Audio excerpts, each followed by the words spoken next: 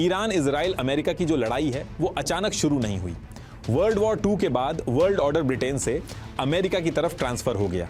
उसके बाद middle east की मोस्टली कंट्रीज जैसे Kuwait, UAE, Iraq, Saudi Arabia America के सिक्योरिटी सिस्टम का हिस्सा बन गए, जिसमें अमेरिका इनको सिक्योरिटी देगा। लेकिन यहीं पर ईरान ने अलग रास्ता चुना। 1979 की इस्लामिक रिवॉल्यूशन के बाद आयतुल्लाह खोमेनी पावर में आए। उन्होंने क्लियर कर दिया कि ईरान अपने रिसोर्सेज पर किसी फॉरेन पावर का कंट्रोल नहीं चाहता। ये बात यूनाइटेड स्टेट्स को बिल्कुल मंजूर नहीं थी। ईरान ने अपनी सॉवरेंटी बचाने के लिए अपनी मिलिट्री और न्यूक्लियर प्रोग्राम पर काम शुरू किया। ईरान का कहना था कि न्यूक्लियर प्रोग्राम पीसफुल पर्पसेस के लिए है और इजराइल इकलौता ऐसा देश है इस रीजन में जिसके पास न्यूक्लियर वेपन्स हैं। इजराइल नहीं चाहता कि उसका कोई पड़ोसी उससे ज्यादा पावरफुल बने, खासकर न्यूक्लियर के मामले में। पूरे गल्फ रीजन में न्यूक्लियर बैलेंस बना रहना इजराइल के लिए बहुत जरूरी है। अगर ईरान न्यूक्लियर पावर बन जाता तो ये बैलेंस टूट जाता। इजराइल की इंटेलिजेंस एजेंसी मोसाद ने सालों तक ईरान के ट्रैफिक कैमरों को हैक करके इसके सुप्रीम लीडर खामेनेई और दूसरे ऑफिशियल्स की गतिविधियों पर नजर रखी। ये वही कैमरे थे जिन्हें ईरान की गवर्नमेंट अपने सिटीजन्स की मॉनिटरिंग के लिए यूज करती थी। लेकिन इजराइल ने कैमरे को कई साल पहले ही हैक कर लिया था। जब इजराइल की इंटेलिजेंस एजेंसियों को जानकारी मिली कि ईरान के एक कंपाउंड में टॉप ईरानी ऑफिसर्स मीटिंग के लिए इकट्ठा होने वाले हैं, तब इसी इंटेलिजेंस के आधार पर हमला किया गया। मोसाद ने इन कैमरों से कौन अधिकारी कब आता जाता है, बॉडीगार्ड गाड़ियां कहां पार्क करते हैं और उन सब का डेली रूटीन क्या है, इसके बाद यह सारा डेटा खुफिया सिस्टम और एल्गोरिदम में डालकर एक पैटर्न ऑफ लाइफ तैयार किया गया। मोसाद के एजेंट्स ने बड़े स्केल पर डेटा एनालिसिस का इस्तेमाल किया गया।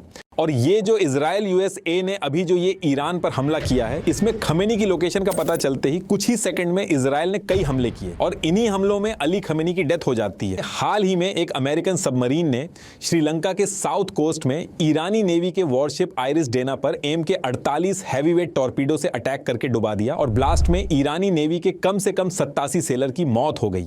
ये वॉरशिप 18 से 25 फरवरी के बीच बे ऑफ बंगाल से इंडियन ऑपरेटेड नेवल एक्सरसाइज करके वापस लौट रहा था, जिसमें लगभग 180 लोग मौजूद थे। पेंटागन ने इस हमले का वीडियो भी जारी किया है और हमले के बाद श्रीलंका नेवल ने रेस्क्यू करते हुए 32 लोगों की जान बचाई। ये इंसिडेंट उस वक्त हुआ जब अमेरिका और इजराइल लगातार ईरान पर एयर स्ट्राइक्स कर रहे हैं और तेहरान के मिलिट्री और स्ट्रेटेजिक टारगेट्स को डिस्ट्रॉय करने की कोशिश कर रहे हैं। ट्रंप का कहना है कि उनका ऑब्जेक्टिव ईरान की मिलिट्री और पॉलिटिकल लीडरशिप को कंप्लीटली न्यूट्रलाइज करना है। दूसरी तरफ ईरान की रिवॉल्यूशनरी गार्ड कॉर्प्स ने अनाउंस किया है कि मिडिल ईस्ट में मिसाइल और ड्रोन अटैक जारी रहेंगे। ईरान के सुप्रीम लीडर अली खमेनी की डेथ के बाद ईरान ने यूएस के गल्फ रीजन में सबसे एडवांस कही जाने वाले AN/FPS-132 रडार सिस्टम को उड़ा डाला है, जिसे अमेरिका ने लगभग करोड़ों डॉलर खर्च करके डेवलप किया था। ईरान ने इसको डिस्ट्रॉय करने के लिए 65 मिसाइल्स और 12 ड्रोन से हमला कर डाला है, जिसमें से केवल 2 ही अपने टारगेट को अचीव कर पाए, जबकि बाकी को इसी डिफेंस सिस्टम ने हवा में डिस्ट्रॉय कर दिया था। इसे 2013 में कतर के एल उदैड एरिया में डिप्लॉय किया गया था। मिडिल ईस्ट में ये रडार यूएस के नेटवर्क का आंख और कान माना जाता था, जो ठाड़